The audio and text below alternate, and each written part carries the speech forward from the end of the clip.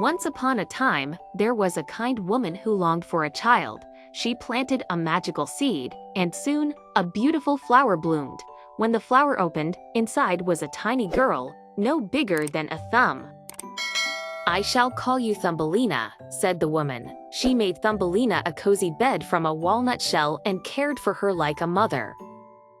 One night, while Thumbelina was sleeping, a big, ugly toad hopped into the house. "What a lovely bride for my son," croaked the toad. The toad carried Thumbelina to a lily pad in the middle of the river. When Thumbelina woke up, she was scared. "I don't want to marry a toad," she cried.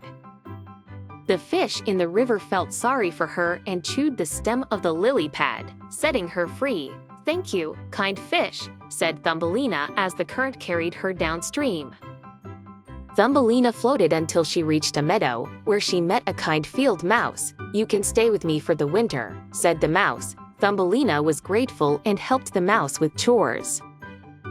One day, the field mouse introduced her to a mole who lived underground. "He would make a fine husband," said the mouse. But Thumbelina didn't want to marry the mole. She loved sunlight, flowers, and singing birds, not the dark, cold tunnels of the mole's home.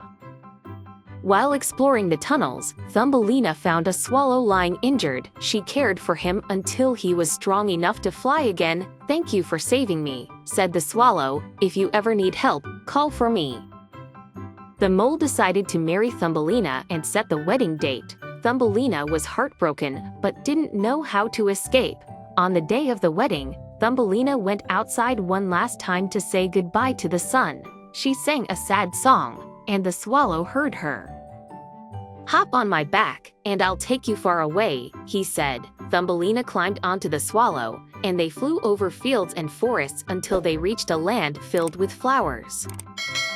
In this magical land, Thumbelina met tiny people who lived inside the flowers. Their king was handsome and kind, and when he saw Thumbelina, he fell in love. "Will you be my queen?" he asked.